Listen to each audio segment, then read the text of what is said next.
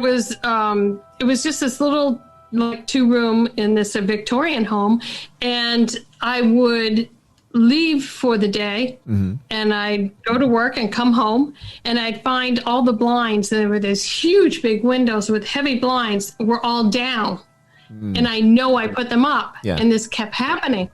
So I started making notes to myself. I put the blinds up. I mean, I'm writing it down. They are up. I know they are, right? I'd come home and they're down again. So I approached the landlord and I said, hey, so you've been in my apartment. I mean, I'm not believing paranormal for anything. I mean, I'm just, like I said, not on my radar. So she goes, no. So anyways, I'd come home and I keep finding things like that happening. I had an old fan that was from my parents' basement. It was like, God, the thing must have weighed 20 pounds. It was small, but it was like heavy metal. Yeah. And I don't like fans, but I got it there because I didn't have an air conditioner, and I figured, well, someday I might use it. Never plugged it in. I came home one day, and the fan was plugged in, dragged up to the bed, and the sheets were blowing like crazy, like I don't even know how you could fix it to make the sheets blow like that. It was something out of a cartoon. And I was like getting really upset because, and I approached the lady and I said, hey, if you want me out of there, I'll leave. Right? She's like, damn it, I'm trying to raise this rent. You don't have to go to all this work. Yeah. I said, you want me out? I'll go. I was quiet. I was by myself, but hey, who knows? Yeah. So, and she goes, no. But I'm telling, I'm convinced it's her. I'm not buying this paranormal stuff. So at night, I had a steam radiator, and at night, the steam radiator would turn off. Now I know she doesn't have a lot of money, so I'm thinking she turned the heat off on me. And it was so cool. I could see the fog when you breathe. Yeah, your breath. Yeah. So I approached her about that as well. Well, it happened many nights until one night I woke up because I did feel something looking at me, and I looked, and right just maybe 3.5 feet from my bed is a full-on apparition just standing there. And my first thought is, oh crap, it wasn't her. I yelled at this. I was so mad at this lady. Yeah.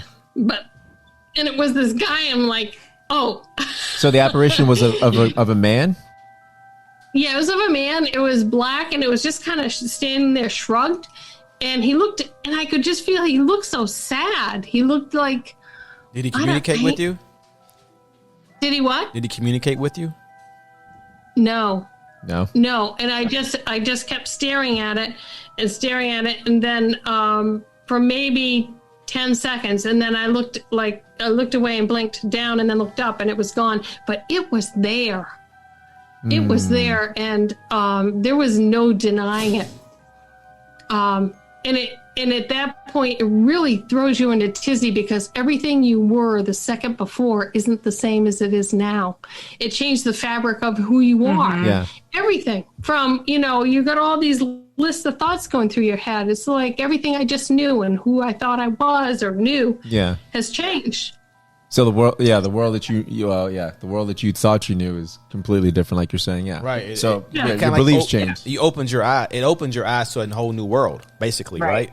It did, and it makes you question everything from, religion to life after death to is there somebody, or how many people are in here, or there's just so many things that affects, and now your mind's spinning. It's like, okay, so what else isn't real or is real? That what else am I not believing? Makes it really hard to take a shower with a glass door. Yeah, it does actually.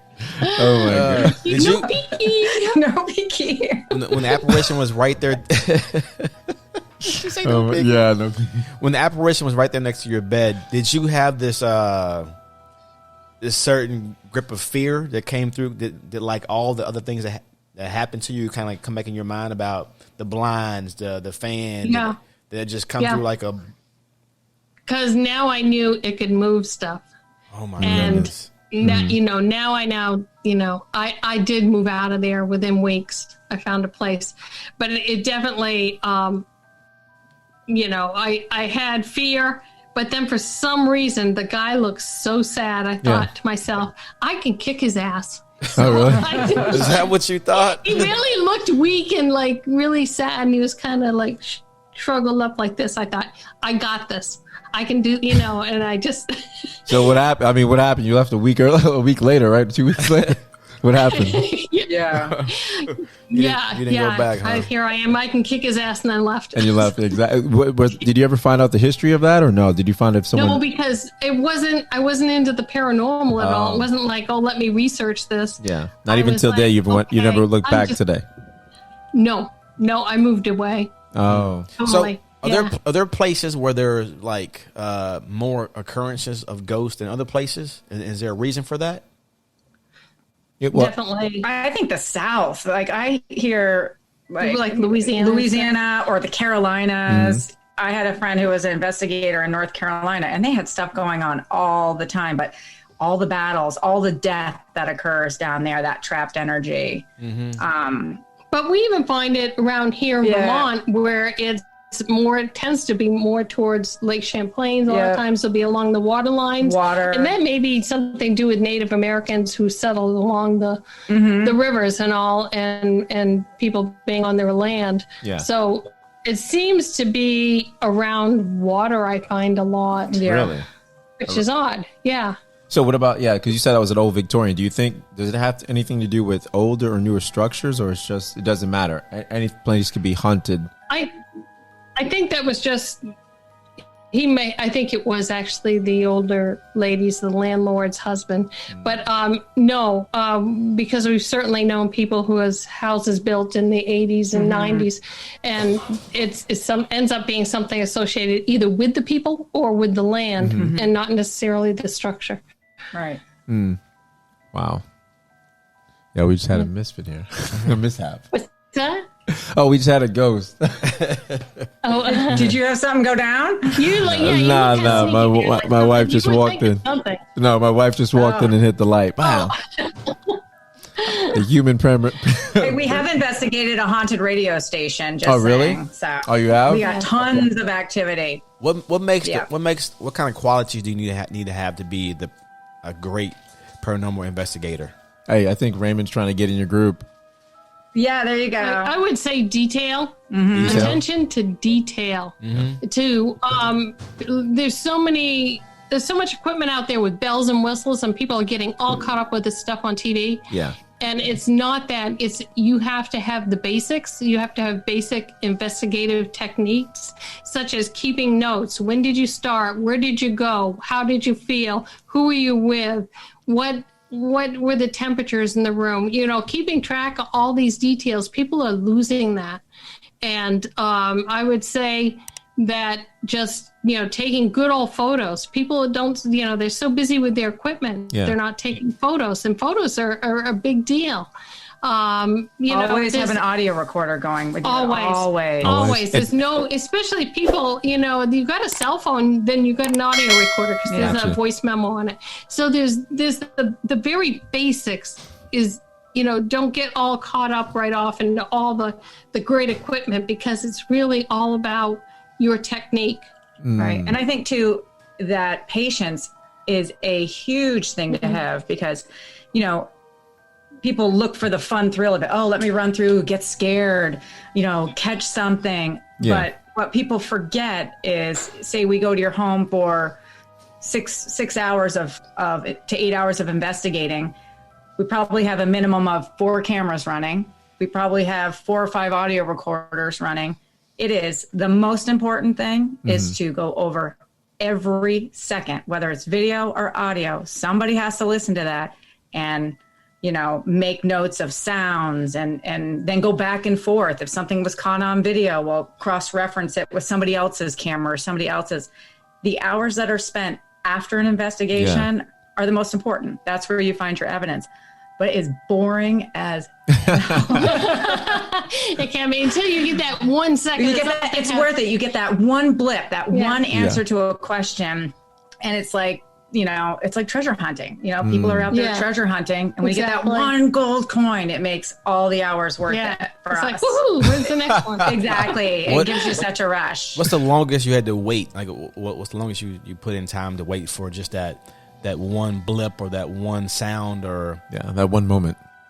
Well, we've had entire investigations and got 0. So. Oh, yeah. and you got to think that you're spending your entire Saturday night in somebody's closet, sitting in the dark, talking to an audio recorder. I mean, that's what you're giving up. Wow. You're sitting there. It's like, okay, this is how I'm spending my life now. So how about the guy that we went her and I, right? 2 separate investigations with a haunted cat. Oh, and he wanted us to get in the bed with him so he could tell us. What kind of cat? The haunted cat? What is a haunted cat? This guy was convinced that there was a ghost cat in his place. Okay. Everything from, we'd be laying on the floor looking at a cat toy. It's like, he moved. And I'm like, oh my gosh. And then he's like, well, you got to get into the bed because it'll jump on you. Yeah. And sadly, we must have been really low on cases. Was this a perv? I mean, was this a perv that had a fetish? We did twice. I remember him lying on the bed and saying, come on in, I'll tell you how it felt. It sounds like a pervert. Oh my gosh. So really, the scariest thing about investigations isn't always the ghost. It's the homeowners. And you guys work for free, is that correct? Correct. Yeah. All for free. See, I looked at you guys. The reason you're able to do that is because there's a membership to be in your group, right? You have to pay towards being in it, or no? I do ask people to chip in a certain amount every month because we carry insurance. You can. Because in this day and age, I don't want anybody, they'll sue you for, anything. Exactly. Yeah. Ever since you got here, I've been like mentally disturbed and can't work. Yeah, you tripped over my grandma's Ming Dynasty vase or something like that. Or they go down, they fall over our cords and go down the stairs. Yeah. So this insurance and his website fees, because I, use a better website, I think, I'd rather pay a little and get, help when I need it. Yeah. So there is a cost. And then the cost of the equipment and stuff too. Yeah. Yeah, you guys have like an extensive amount of equipment, like a lot. I mean, I went through your it's page. not even all on there either. Oh, I haven't really? updated it for like 2 years. So holy crap! I gotta do that. I gotta do that. I'm saying you're getting that group money. You got to update that website. I know, right? I'm just kidding. Life is busy. Yeah. I know I'm a jerk. I say it all the time. I'm a jerk. I was gonna ask you guys something, and because I was a jerk, I completely forgot it. Don't you hate when that happens? I hate it. It was something I was gonna ask. It was really good. Was it about ghosts? Of course. that was pretty good. At this point, we know each other. You can ask us about anything. I know, right? That was pretty good. That was actually pretty good. Well, I have a question then, since she's working on his question. Wait, I had it. You had it. There was something that Betty was saying. What were they just saying a moment ago? She was talking about just now? Yeah, well, not about the website stuff. Ghosts. Dues, insurance. Oh, okay. There we go. Yeah. Hey. We're talking about the people that part of the group. the weirdos, the pervs that have the fetish, the guy with the cat. Oh. Okay. Oh, he was not a perv. He was a very nice guy. I just think his medication was off. Oh, he's an old guy. Are you pulling? He was a nice guy. No. I was gonna say, do you ever find that the people that contact you, some of them just contact you to, almost pull a wool over your eyes, or they're just trying to, test you? I think there's people out there who watch a lot of TV. Yeah. And they are just waiting for the next noise in the house. Yeah. And then they build on that, and then they watch more TV, and they even might start audio recording on their own, which is a bad idea. I think there's definitely people out there that are we get a lot of requests in the middle of the night, and when something comes in at 3 a.m., it's probably not, you're going to respond. You're going to respond to it, and you're never going to hear back. You write it, it's like, what time this came in. They were. And there's this. How did he even find your information 3 o'clock in the morning? But why is it a bad day to record on your own? Though? Oh, the other, couple things. Back in the day, when the Ghost Hunter show was on all the time, people would be like, "Oh, go to their website," and because we are affiliated with them, it gets circumvented right to us if the claim comes in from Vermont. But there's a lot of wackadoos out there, you know. It brings out the crazy without a doubt. Does. And we just got one. Remember the one we just got? This person was 100% convinced that their mustard bottle was haunted. What? In the fridge. The fridge. The mustard, condiments? Why? Mustard, why is that? Like yellow mustard, like ketchup. Whatever. Wow. Ketchup's companion. Yeah. Wow, that's... And the sad part is she just got that. I actually took time and responded to the email. She just got that joke. Well, let's let it. On that case. Yeah. I know. Yeah. We're like, does it make loud noises when you squeeze it hard enough? Hey. Oh my God, we get some wackadoo ones. The stuff that hits my computer. Yeah. I just should save it all, and we should have a log or a book. You guys should have like a YouTube. YouTube where you go over the craziest things that you get, the crazy requests, and just go through the email. So you guys don't post. Nice. You don't post your sounds that you find and the things you find for like we're a lot of kind it's of careful residential. because it's I know most residential. of it. If it's a public thing, yes, but if it's client information, we don't post anything about it. Unless it's give permission, but we don't like to put client stuff out there. Yeah. So It's their personal file. You couldn't do it without giving their address or personal information. Probably.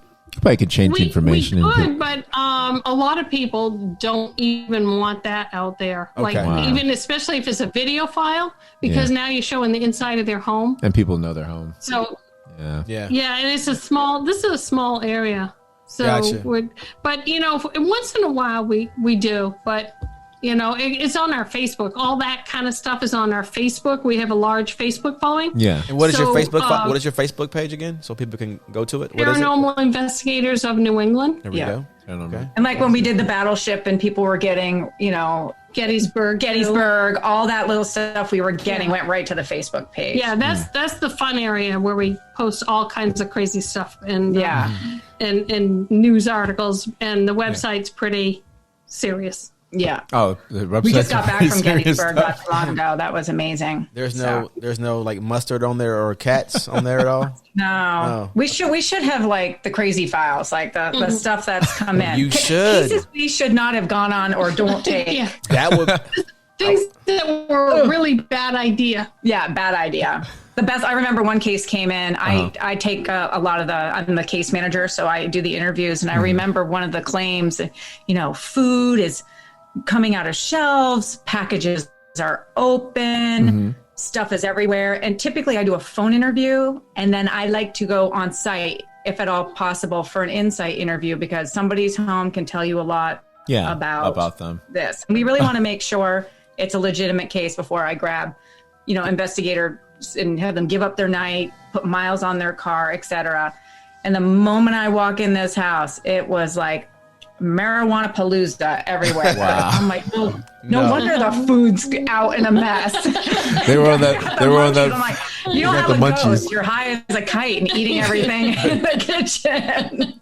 So that was a no-go on that one for me. I'm like, no. Oh my gosh. I know you've been on hundreds of cases as far as for the paranormal, but and you told me you've seen the apparition and you've seen ghosts yourself. But how many ghosts have you actually seen though? Very few ghosts. That is so rare. Other investigators have seen apparitions, but it's few and far between. But there's other little, there's other data and stuff that we capture. And just to let you know, we do also UFO. I saw that. And Bigfoot, if the requests come in. I saw. How's that been? How's the UFO or the Bigfoot been? Have you guys gotten close to the squash? The squash? Have you guys gotten close to him? Squash, the big guy. Yeah. Well, we've done some expeditions. We had one case that was both paranormal and cryptozoology. Yeah, that was a good one. And oh yeah, I never saw the squatch, but saw the lean-tos and found the footprints. Oh really? You know how they make the kind of a lean-to type thing? I don't even know what that is. What's that? Yeah, they call them tree structures. Oh, okay, gotcha. Yeah. Yeah, they're kind of thrown together, but it's like big branches that that a human could move. actually It. Gotcha. That a human can move by himself. I went on vacation. I went in Blue Ridge, Georgia. And we went to a Bigfoot museum. Oh, really? Mm-hmm. Oh, that's very cool. I was gonna say, did you guys? You guys are in Florida, right? Yeah, we're in Florida. We're in Florida. Yeah, they got some spots in Florida. I've seen that. The Everglades is loaded with skunk ape. What's skunky? It's called skunk ape. Oh, and that's their version of Bigfoot. Oh, Sasquatch. Is it? Yeah. Did you guys use the bat on the tree? Yeah. You did, right? A stick. Who made the whale? Who made the whale for the Bigfoot? I watch this stuff, man. I watch it. The whale. The last you gotta one make we a noise. did recently, a couple months ago, we brought along an expert who actually could do the yell. Oh, the calls. The call. I did have one on my phone, but it was like so lame. Yeah. So we brought along an expert who could really belt it out. Oh, gotcha. In the museum, the museum, they had that. They had the you put the headphones on, and they had the recordings of the noise of the noise of Sasquatch. Oh, yeah.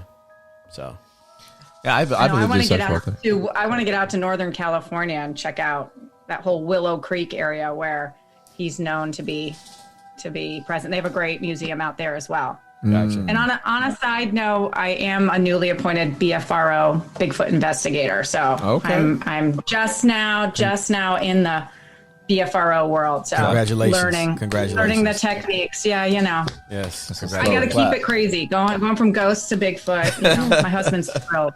I know. He actually would like me to do something that actually earns money once in a while. That is funny. Hey, the passion always pays. Regardless, it pays the soul, right? The passion, anything you're passionate about. Yeah, trust me, we that's know. right.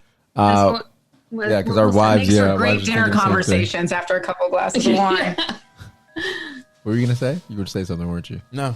Oh, I was gonna. The UFOs. Have you guys caught anything with the UFO tracking? No, nobody thinks of us, I don't think, when it's UFOs. We did get a couple cases in the past where people, actually 2 different people that didn't know each other, reported the same thing on this hill where they saw a UFO come down and reported it, and they didn't know each other. So that was really interesting. We did check that out. We didn't find anything per se, but just, people don't think of, paranormal investigators of New England. They think of, going to like MUFON or something like that. So if we hear something in the area, though, we'll go running out and check it out or try and interview ourselves. It's hard. It's hard. UFOs are hard because they're kind of like there and gone. There's not really a lot of evidence left behind. Yeah, I would think so. With Bigfoot, there's evidence, and paranormal, you're getting audio recordings and things like that. It's one of those things. If you're lucky enough to capture it on camera, amazing. But once it's gone, what do you got? Stuff. Do you guys have things in your house that protect you from? Good question. From ghosts coming or apparitions coming to your house? You have things that no, I do, but I do a cleansing with sage.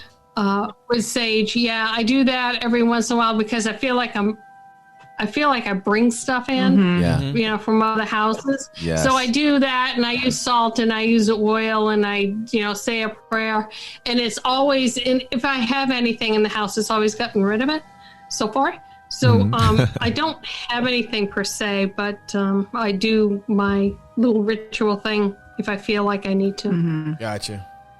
I'm the same way. I've saged a few times. Actually, I spent yesterday making sage bundles. I have a lot of friends that'll have me come in and do their saging for them. I'm like, I don't know why. You can do it yourself. Well, you just walk around and do it? Because I actually have, off topic. Yeah. Well, it is on topic because I bought that the other day just to get negative vibes or energy out of the household. Well, I think Amazon it's better to do it. Like if it's your home, you do it. It's all about putting the intent out there. So we don't offer it as a service. This guy's a jerk. I thought I was a jerk. He said I'm trying to get rid of myself. No, buddy. I live with women. Not like that. No, geez, I forgot my audience. I forgot my audience. I forgot my audience. Man, dang it, guy. Darn it. We're gonna get canceled already. I live with all men. Okay, see? So wait, Yeah. okay. So I want to make sure I'm doing it right. They won't come back now. So I say, they'll come back because I'm cool. I saged, right? So what do I do when I sage? Like I walk around and I was, I just like any negative energy be gone, whatever. That's what I did. What should I do? You got to be careful not to lock it in your house. So you start like usually, I don't know if you have a basement. I guess in Florida you don't have basements. No, we don't have basements. No. But you start at the bottom floor typically. Yeah. And you start like coming like maybe you would start in an outside room, work in up if you have a stairway, and you want to do each room. And you want to hit all four corners of the room and get the smoke everywhere and bring it forward with you as you're walking backwards. And when you cross the line of the threshold of a doorway, you're going to line the doorway with salt. And you're going to make, you're going to use the oil and put little crosses on the archway, on the corners of the door. What kind of oil? And also, essential. Also, as you're doing this, what's that? What kind of oil are you using? What kind of oil? You can use like olive oil would be best. Okay, olive oil. Okay. The way this sounds, it kind of But reminds me of you an also- episode of Supernatural. Oh, really? Yeah. Hey, I'm trying to get rid of these negativity spirits. You let this woman finish. You got Betty finish. You might please. need to sage right now, right there. Yeah. But you also put the crosses on the corners of all the windows too, like as you're doing it. So Okay. you want any glass, any mirrors, and any windows, you do it. I mean, if you really want to do it thoroughly, and it takes a while. It's not just running through throwing, smoke around. So I take my time and I do each room all over, and then I work up the stairs, and then I go through the rooms, and I know I'm gonna like open up a final window and have it go out that window. So you're sort of bringing it forward because and each time you cross that a new threshold, you line the salt. You're kind of like sealing it, it in. So it's possible to lock a ghost in a house or in a Yeah. in a dwelling or somewhere. Yeah, it is. Have you guys notice a big difference once you do it? I only do it typically if I can tell something's in the house, and I just recently did it. Yeah. And I can tell the next day that it's gone. So yeah, I can. I don't know if you can. You do a way more thorough saging than I do. I've done it a few times, and I don't get involved with the salt or the oil. Yeah. But I do start in my home, the most bottom corner, and I just work my way, from the basement to the first floor. And same thing. I've already pre-opened a window upstairs. When I get to the second floor, I go out that window. But the whole time as I go, which she would be doing the same, say things like only, love, light, and happiness in this home. Only good energy. All negative energy, not welcome. So you're just kind of putting the intent out there. Yeah. It's probably 75% for your own brain. It makes you feel good, but I do believe clearing the energy is positive. I'm going to go help a friend out this weekend, new business space, and she wants the business to start with a clean energy, and I'm going to do something very similar to that, just saying, only good positive energy forward. It will be a success for her, that kind of thing.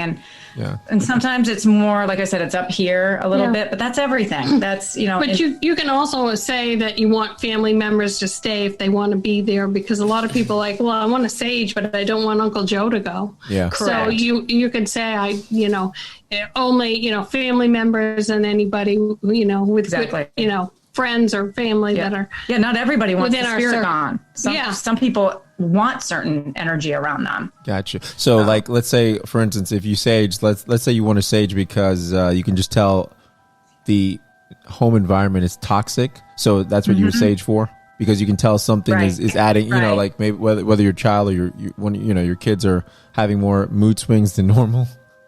You would use it then. That is actually exactly when I would sage my, after certain investigations that I felt I didn't like the energy in the house.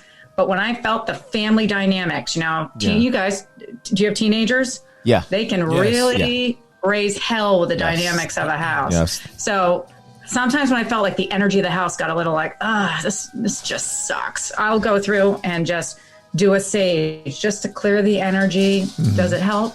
There's no proof. but it makes me feel better. Like, It's yeah. something I can do. But, I think it does cleanse, the air and the energy in a home. For people Or who business, don't, wherever you're doing it. for people who don't know, why do you use sage? It's Well, that goes back to Native American beliefs. That's what they used, and so that's where that basis is. You can also use what's much cleaner is Palo Santo wood, and that doesn't smell as bad because sage is pretty. White sage is even pretty potent. Yeah, man, it's And pretty it smells funky. like It's got pot. a funk It smells to like it. pot. Yeah, does smell like yeah, pot. it does. Yeah. So I use the wood you can buy, and that smells good. Yeah. Yeah, and that you kind of order online because you can't find Yeah. it. I don't know as if they have it in the I growing just in ordered the it U.S. online. But you order it online. It's much cleaner. It doesn't leave as many ashes and doesn't smell as much, and it works. Yeah. And the sage I made the other day, I add rosemary and lavender to it. So, I add other herbs so it won't smell so much like a party. Yeah. Right. The question that you guys wanted me to, the word. What can you tell people who are afraid of the paranormal? What would you tell them? What you did them. And I think the question is, why are people afraid of the paranormal? And I think we kind of touched base on this is because if they have to go down that road and believe in the paranormal, it does change their whole the fabric of who they are. Yeah. And I think we talked about that. Yeah. And they want to stay with what they know. It's safer. It's safer that way. It's almost like with aliens, right? If you then you're not alone. You're like, oh my gosh, we're not. Yeah, exactly. We're not alone. You're not And alone, yeah. and things are not what they said they are. Things are different. Yeah. Everything's different from now on. There's so much, there's security, their fear, they got a lot of things to say. There's also what's really interesting is a lot of times the women of the household will believe in the paranormal, but the man won't. Mm-hmm. And it's like, no, I don't. Even if he had stuff happen to him, he won't, admit he believes in it. And I think this is because he always has to fix what's wrong. And now all of a sudden he's got a problem he can't fix. And so the easiest way for him to not go there is just to say, I don't believe in it. To not admit it and not admit to it. Then you don't have to fix it. That's exactly right. Because they can't fix it. Yeah. And so that's, I even did a case once where that was the case and the guy's really stoic, like, no, and as the night went on and things started happening, all of a sudden he broke down crying. So I'm like, we got a situation. He's like, I can help with the paranormal, but not that. You need help. Exactly. You need Jesus. And he just let it out. And he did believe it. He just didn't know, what to do. So that's also, and the paranormal is a big abstract concept too, for people who are very, scientific. Logical thinkers. Yeah. That's a big pull for them too. So it's harder for some others. Yeah. Gotcha. Yeah, I love the fact that you guys use science and you can actually prove that you see. You say apparitions. Is that because you don't? Is that a better word for ghosts? Apparitions. Well, an apparition is when a spirit, the spirit energy manifests itself into a form, whether it's a human form or a black shadow Or an orb. see-through, something like that. To us, to capture that would be the Holy Grail. It is so hard to do. Usually, we've experienced things like shadow figures, but usually the camera's pointing the other direction, or it happened so fast we didn't catch it. But sucks. that is something that it would be very rare in a case. And the other thing is homeowners will give us this list of items that happen in their home. I see black shadows. I see this. I see that. They also live in their home 24/7, 7 days a week for years and years and years. When we come in, we're getting a little snapshot, 6 hours, 8 hours, maybe 1 or 2 times we've investigated their home. And it's a little bit of a needle in the haystack for us to capture it. That's why we make no guarantees. If we capture anything, we will 100% share it with them, give them copies of it. We provide reports, all that. but because we're in the home so little. Right. And the other part that is tough is here we come in, completely different energies. Mm-hmm. We're moving equipment around. We're doing, these funny little things, EVP sessions. We're asking questions in the air. And sometimes I wonder if our energy doesn't maybe scare it away, or it's watching us. It's watching us, It's entertained now. Exactly. And it's funny because we've had homeowners literally go, it's like when you go to the doctor, your symptoms totally disappear when you go. Exactly. Like, the moment you get here, it stops. Exactly. Like, yeah, it happens. It happens. On what you just said there, you said your energy comes in and it may repel them. And you know how you said you use sage to repel them. Is there something that may attract ghosts? So we personally never sage anybody's home. That's something that we will advise people afterwards. When we come in, for an investigation, we're actually trying to open ourselves up to having that experience. And how do you think we would try to bring them in? I mean, obviously with EVP. Well, yeah, the whole thing is for us to communicate with them without antagonizing them. But we lay out, okay, what is this thing, if it's there, capable of doing? So you have to find out what energy, what is it capable of? Maybe it can't talk into your audio recorder. Maybe it can't move anything. Maybe it can touch a flashlight. You got to find out where it's at without any knowledge of what it can do or what it's made up of. So the whole thing is just trying to lay out all the tools to communicate and see what it chooses. Gotcha. And then you start going in that direction. So you just keep trying to narrow it down. And as you interview clients, for example, if it's a child spirit that they believe's on the property, we're going to tackle that investigation completely different than if they believe it's a Civil War soldier or a whatever, that the claims are. So we're going to have different techniques based on, the research of the property, the multiple interviews that we've done with clients. And so that will guide us on how we're going to try to communicate. I mean, you just did one recently where you played 50s music, right? Oh, yeah. The clients said that they were playing, like, blasting 50s music. Uh-huh.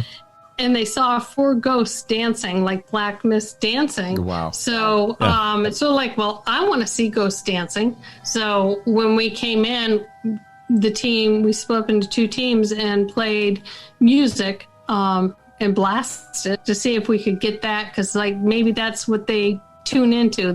That's where they're at. So we didn't get anything on it, but you kind of just roll with whatever you're being presented with. Yeah, which makes it. What's the furthest you guys would travel for an investigation or have traveled?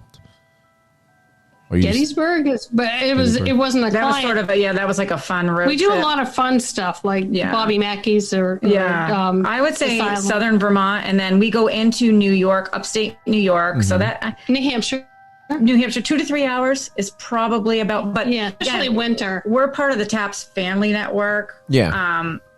So we have sister teams or brother teams or whatever you want to call it. So if we get because we're of New England, we'll get a lot of cases coming in from Massachusetts and New Hampshire and Maine. And so if I realize that we are tackling one coming up in New Hampshire a little bit further than our normal comfort zone, but it's got too good of stuff happening. Yeah. We're not giving it up. We're not giving it up. But I simply go right through the TAPS family list, reach out to a team in closer to their area and just make sure that homeowner is covered, because that's what we do is really, we're in the business not to run around, get scared and capture evidence. I mean, yes, do we want evidence and proof? Yeah. But the name of the game is helping out the client. First and foremost, right. First and foremost. Gotcha. Well, how many people are in this group network, in this TAPS family? Oh my gosh, I'd have to pull up online, but every state is covered. Every state is covered, and larger states have 2 or 3, and there's international as well. Oh, so Vermont's so small, we only have one. We only have one, yeah. But you can certainly look us up online. We get stuff through there. Gotcha. But then we also get stuff through our website. So it's 2 different ways. And Facebook. And Facebook is actually more popular. So we have stuff coming in from, different arms of different areas, but but the TAPS family is always handy to use, and we know there's a lot you have to do to get verified as a TAPS family team. Is there? So there's a lot. You have to investigate for 5 years. You have to have recommendations. You have to have this. You have to have that. So, we know. Pass background checks. Yeah, it's all.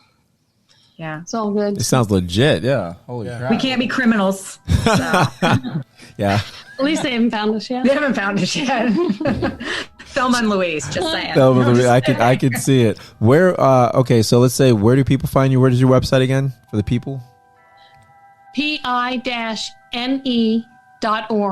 Org means you're legit. Yep. Org. And then you can Google Paranormal Investigators of New England. We pop right up. The best thing in New England. Facebook. Yeah. Best thing in New England, guys. That's right. Hey. More popular than the We think Patriots. so.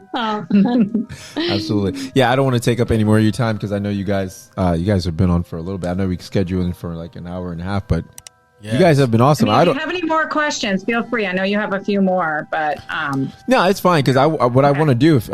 I'd love to have you guys back on just to tell us one of your craziest cases to walk through on our weird and wacky Wednesdays because it's the spirit of Halloween. Yeah. We have a couple coming up that are real good ones. We've got one that her security camera has caught full body apparition. We almost think it's a too good to be true thing, but you gotta see that. I believe she's legit. This is the case in New Hampshire that we're gonna go do. We gotta see that. That if she's willing to. We gotta see that if the client's willing to show it. We need to go through the case. We also are really conscious of people's privacy, but we've also got a haunted dealership that we're going to be doing next month. Is it your husband's? The claims are pretty cool. Is it your husband's dealership? Is it your husband's? Yes. Is it really? So my husband is really? 5, oh and my God. This is one up on near the Canadian border, not terribly far, and the folks working in the office. It's not on the main showroom floor. It's a building they just acquired, but the folks up in the office got some pretty crazy claims. I was just there on an interview, and surprised me what was going on. And look who they called. Mm-hmm. Yeah, I know. Isn't that right? Not only does my husband not want to sponsor anything, right. He wasn't really excited that I rode to work with him that day and walked in. He's like, guys, this is my wife. She's coming. God. Yeah. She's gonna ask you guys some. I would have said. Exactly. I definitely pulled out the tinfoil. I would have said. I would with the sage. Yeah. So we've got some good ones coming up for sure. Were you going to say what? I would have told the guys, hey, I got the hookup on this. We can figure this out. I got my wife to come in here. I would have been excited for you. I would have been really happy. Dude, it must have been like the most quiet drive. I mean, yeah, he's so used to it now. 10 years in, he's used to it. So. Don't embarrass me. I know. Just don't tell him you believe in this stuff. Oh, God. I know. He won't admit that he believes in it now. Gosh, Karen. Yeah, he probably gave you the courtesy vehicle. What's that? Awesome. Oh, not to learn golf. But listen, thank you guys for being so informative, and I really appreciate you guys for coming in here and spending your time with us. We really apprite you. I do as well, but I do have a joke. Welcome. They drove in together. They drove in together in the dealership, and she left with a courtesy vehicle. Like, honey, you drive. You can have it for a week. You can find your own ride. Exactly. Absolutely. Yeah. Thank you guys. You guys have been awesome. You ladies have been wonderful. And like I said, I would love to have you guys on again to talk about one of your cases, a couple of your cases, and we'll just leave it at that for you. Okay. We won't interrupt. Promise. Hey, thanks. It's been a blast. Thank you. We appreciate it. Thank you. We'll let you know when the episode is out.